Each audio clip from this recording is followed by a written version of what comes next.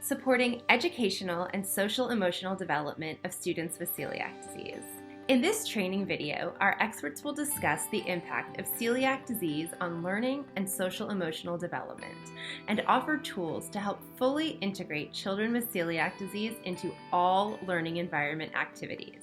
At the end of this video, viewers will be able to explain the impact of celiac disease on learning and social-emotional development, identify 2 methods to encourage inclusivity for students with celiac disease, describe modifications to common learning activities to be safe for a child with celiac disease. Let's get started. My health-related issues began at the age of 2 when I had a bloated belly and no obvious answer for why that was happening.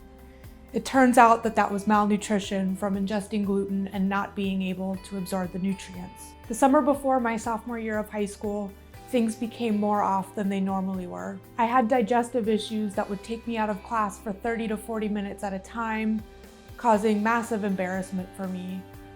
And I ended up missing about 30 days of school that year, which is almost enough to not even pass the 10th grade. The diagnosis came for me a month after my 16th birthday. I was angry at the world. I was angry that I had to change my diet. I was angry at doctors. I had nobody to help me not only learn about the diet, but help me to channel my frustration in the amount of time that it took for me to get diagnosed.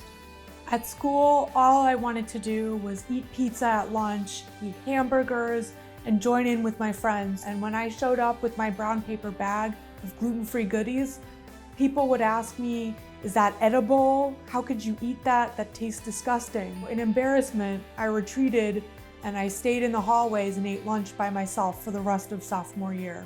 After a while, I learned that this gluten-free diet really helped me. So I was able to hang out with friends more. I was able to eat foods and not feel sick after. I always think to myself, if I had been diagnosed a little bit earlier or had a little bit more help, that things would have been a little different. Maybe I wouldn't have had to eat my lunch alone in the hallways.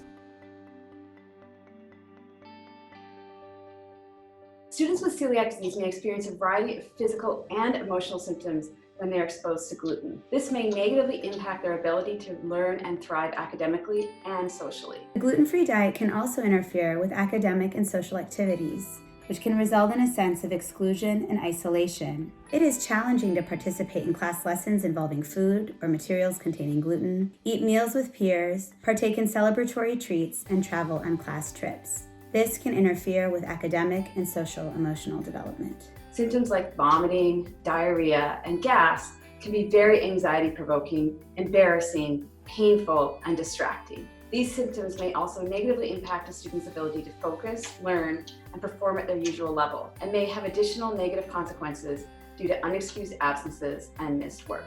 As the community education specialist at Children's National Hospital, I work with hundreds of families and their schools. I'm constantly blown away by the suggestion of exclusion as a reasonable accommodation for a child with celiac disease. I see it with home economics classes, school events, field trips, food-based learning activities, class or school-wide pizza celebrations, and award ceremonies. After my diagnosis, my food started to look different from everybody else's. While my classmates and friends were lined up in the cafeteria to get the food that our school would serve to us, I would walk into the lunchroom with my brown paper bag. People's heads would turn. They would start whispering to each other, taking guesses about what weird food I had brought in that day. This became far too embarrassing for me, so I began to eat my lunch alone on the floor of the hallways and sometimes even in the stairwells. I had a microwave that I was allowed to use in the teacher's lounge for my lunches from home. However, I wasn't allowed actually to go into the teacher's lounge. So every day I had to knock on the door, hope someone was in there, and ask them to microwave my food for me. Some teachers were happy to do it once I explained why, but others weren't so helpful. On one occasion, a teacher who didn't know me answered the door. I explained to her that I bring my lunch to school because I can't eat gluten, and then I asked her if she could please microwave my meal for me. She looked at me, looked down at my Tupperware filled with gluten-free pasta, and said, "Are you kidding? You say you can't eat gluten, but you're asking me to microwave you a bowl of pasta? Give me a break." She shut the door, and I retreated to the stairwell to eat my cold pasta. Many students with celiac disease and their parents have reported bullying and discrimination at school. Eating different foods, having to ask questions, or having overt symptoms that are noticeable to others may attract negative attention. Alternatively, students who are apparently asymptomatic might be judged by individuals who doubt the validity of their diagnosis and may not take it seriously. In either case, students may experience teasing, taunting, harassment, or bullying by peers, teachers, coaches, and other adults. Consequently, many students and their parents find it difficult, if not impossible, to advocate for their needs. As adults, we have to be mindful of the tone we set for these children in the classroom. I had a parent come to me with a story about her daughter. She was in a classroom with her peers, and her teacher was doing an activity with cookies. And when she got to this girl's desk area that she shared with multiple other children, she said to all of the students sitting at the table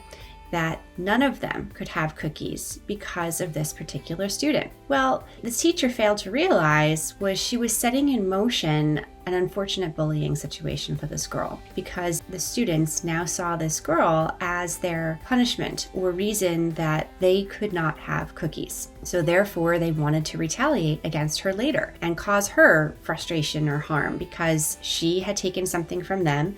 They wanted to take something from her. So they crumpled up pieces of bread and put it in her food. So this poor little girl was food bullied in a very scary way for a celiac student. And if this teacher had just thought of a different way to set up this situation by either providing gluten-free cookies for the entire class so every child was able to participate, or just removing cookies from the situation completely so the girl could just participate without food involved, this situation could have been avoided altogether, and the food bullying therefore wouldn't have occurred. Many students with celiac disease find it difficult to avoid gluten exposure at school, which is often a primary source of risk. Up to 44% of children and teens do not fully follow a strict gluten-free diet, and dietary transgressions often occur when they eat with their peers. Students are also at risk of exposure to gluten from class food celebrations and cross-contact with gluten-containing materials. Things like Play-Doh, paper mache, finger paints, some kinds of glue. Students with celiac disease who feel less integrated in school activities may be less likely to succeed on the gluten-free diet, resulting in negative short and long-term health consequences. The good news is that there are lots of ways learning environments, in partnership with parents and guardians,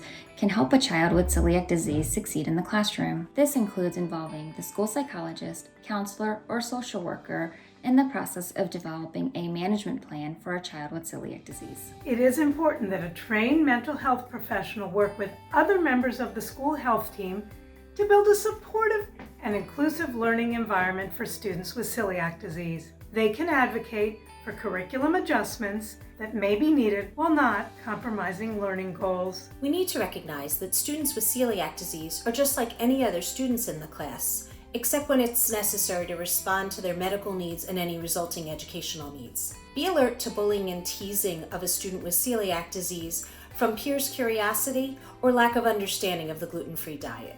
Learning environments should be aware of and prepared to respond to the emotional needs of students with celiac disease. Every child responds differently to a diagnosis of celiac. Some are accepting right away and adjust easily to the gluten-free diet and lifestyle. Others may be resentful.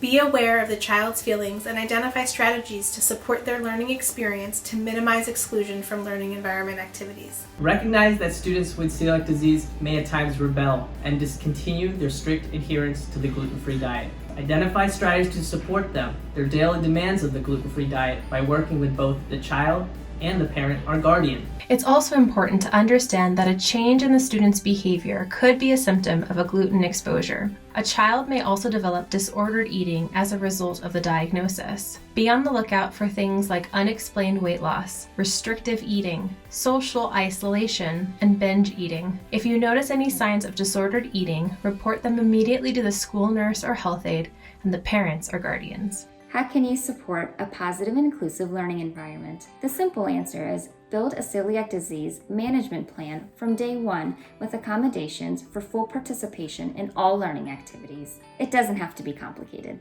If a class is making paper mache models, use cornstarch or rice flour in place of wheat flour so the paste is safe for the entire class. Choose science activities that don't utilize foods or ones that use naturally gluten-free items like ice, water, baking powder, and sugar. Eliminate food-based activities.